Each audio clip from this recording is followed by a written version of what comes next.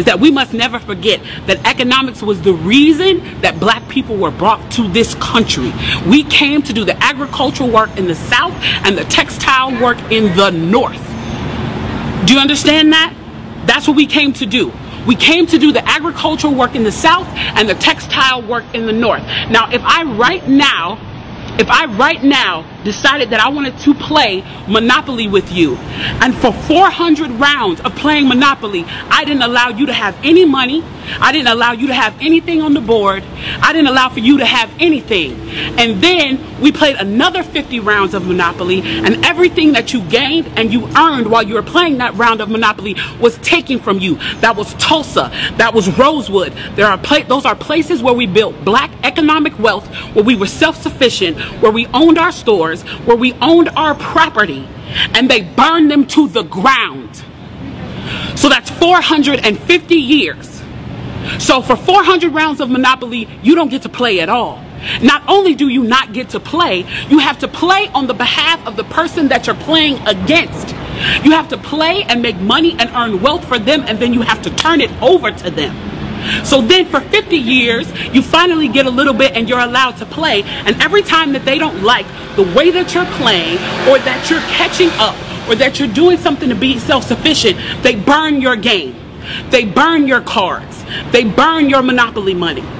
And then finally at the release and the onset of that, they allow you to play and they say, okay, now you catch up. Now at this point, the only way you're going to catch up in the game is if the person shares the wealth, correct? But what if every time you share the wealth, then there's psychological warfare against you to say, oh, you're an equal opportunity hire. So if I played 400 rounds of Monopoly with you and I had to play and give you every dime that I made, and then for 50 years, every time that I played, if you didn't like what I did, you got to burn it like they did in Tulsa and like they did in Rosewood, how can you win? How can you win? You can't win. The game is fixed. So when they say, why do you burn down the community? Why do you burn down your own neighborhood?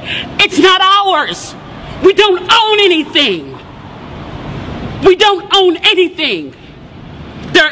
Trevor Noah said it so beautifully last night. There's a social contract that we all have, that if you steal or if I steal, then the person who is the authority comes in and they fix the situation. But the person who fixes the situation is killing us. So the social contract is broken. And if the social contract is broken, why the fuck do I give a shit about burning the fucking Football Hall of Fame, about burning a fucking Target? You broke the contract when you killed us in the streets and didn't give a fuck. You broke the contract when for 400 years we played your game and built your wealth.